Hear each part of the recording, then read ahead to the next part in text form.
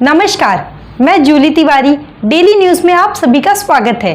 तो चलिए नजर डालते हैं आज के कुछ मुख्य समाचारों पर। भ्रष्टाचार पर वार, उल्लासनगर में विकास कार्यों की बड़ी बैठक। आयुक्त मनीषा आव्हाड़े ने दिए अहम निर्देश। उल्लासनगर महानगर पालिका की आयुक्त तथा प्रशासक मनीषा आव्हाड़े के कार्यालय में एक महत्वपूर्ण बैठक का आयोजन किया गया, जिसमें शहर के विकास और नागरिकों से जुड़े अहम मुद्दों पर चर्चा की गई। यह बैठक विधायक डॉक्टर बालाजी किनीकर के प्रतिनिधित्व में आयोजित की गई थी, जिसमें शहर के कई वरिष्ठ अधिकारी, जनप्रतिनिधि, कार्यकर्ता और नागरिक मौजूद रहे। बैठक के दौरान कई गंभीर मुद्दों पर चर्चा हुई, जिसमें सुभाष टेकड़ी स्थित भारत रत्न डॉक्टर बाबा साहेब आम्बेडकर की पूर्णाकृति प्रतिमा के अनावरण की प्रक्रिया को अंतिम रूप देने का मुद्दा शामिल था।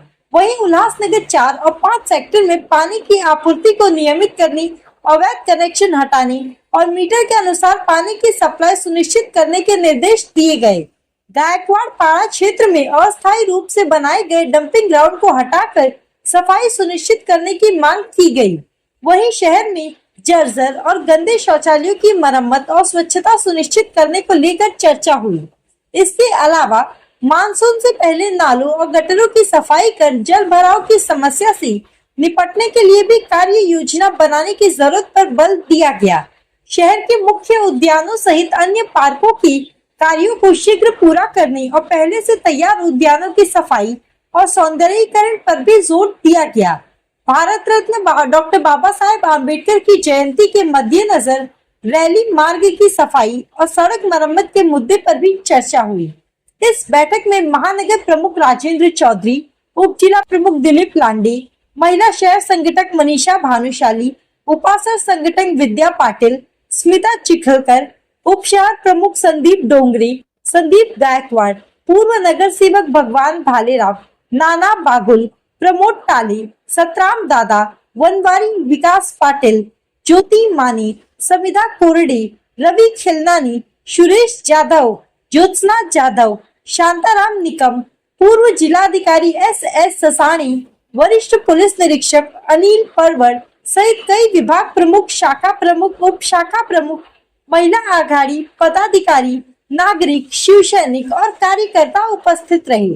बैठक के अंत में आयुक्त मनीषा आव्हाड़े ने आश्वासन दिया कि शहर के विकास कार्यों को जल्द से जल्द पूरा किया जाएगा और नागरिकों को जल्द ही राहत मिलेगी।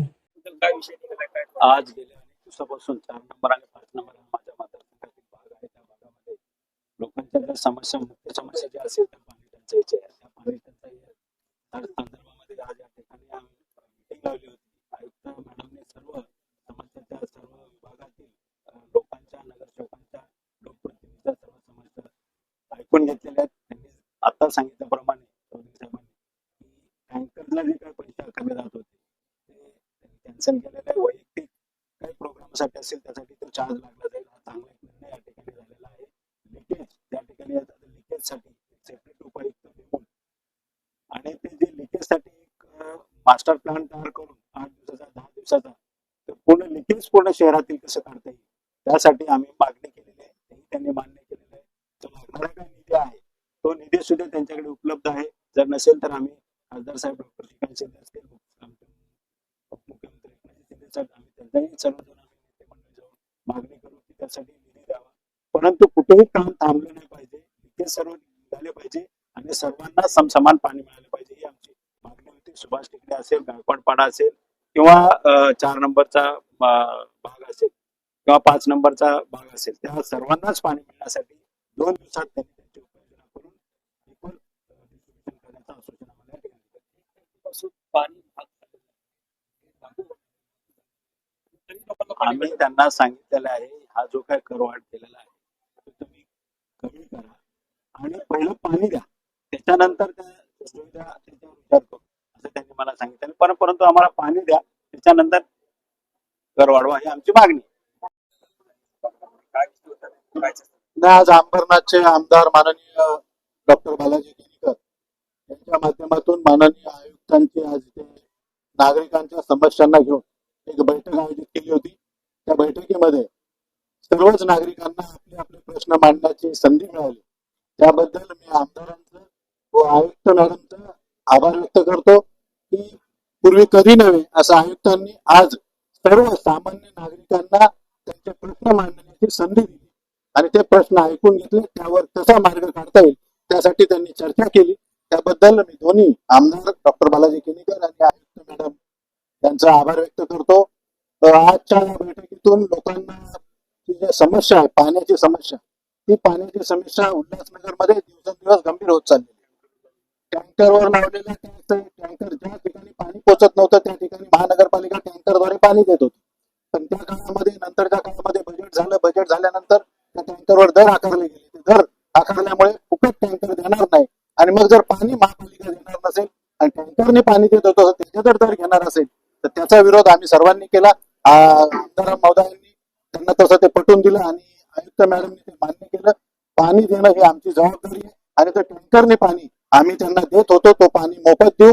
पण परंतु जिथे कुठल्या कार्यक्रमाला किंवा स्वतःच्या वैयक्तिक टँकर कोणाला पाहिजे असतील तर त्यांच्याकडनं आम्ही दर घेऊ असं आश्वासन सर्वांच्या समोर माननीय आयुक्त महोदयांनी दिलेलं आहे.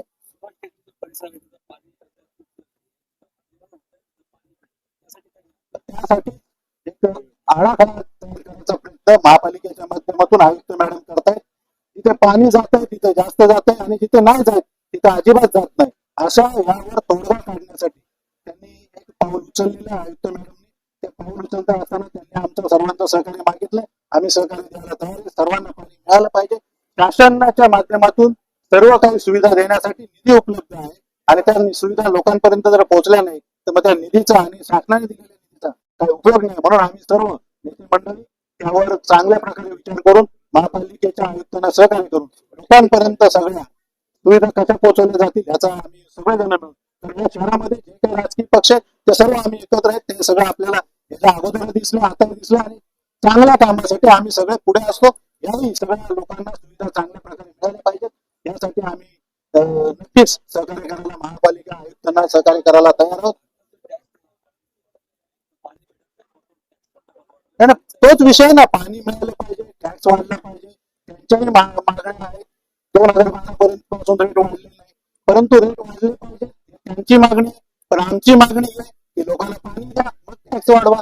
आणि मग त्यासाठी काहीतरी संभ्रम निर्माण झालेला आहे. काहीतरी लोकांना असं महानगरपालिकेला असं वाटतं लोकांना पाणी मिळतं आम्ही दर वाढून देऊया, आणि आम्हाला असं वाटतंय की लोकांना पाणी द्या, तुम्ही दर वाढवा, आम्ही तुमच्या बरोबर आहोत. पण लोकांना पाणी मिळत नसेल तर दर वाढू नका ही आमची मागणी. सुभाष चिखलीचा जो पाणी प्रश्न आहे तो अत्यंत गंभीर आहे. एक आठवड्यापूर्वी आम्ही आयुक्तांना निवेदन दिलं होतं, परंतु त्या निवेदनावर काहीच उपाययोजना येत नव्हती. म्हणून आज बैठकीला पुन्हा त्यांना लक्षात आणून दिलं आणि आमच्या ज्या 12 मागण्या होत्या त्याची पुन्हा त्यांच्या समोर तो पाढा वाचण्यात आला. आणि त्याच्यातल्या ज्या गरजेच्या मागण्या आहेत तातडीच्या, म्हणजे उन्हाळ्याचा धोका लक्षात घेऊन बोरवेल सगळ्या रिपेअर करून तातडीने लोकांना पाणी देणे, स्वच्छ पाणी देणे, या संदर्भात चर्चा करण्यात आली.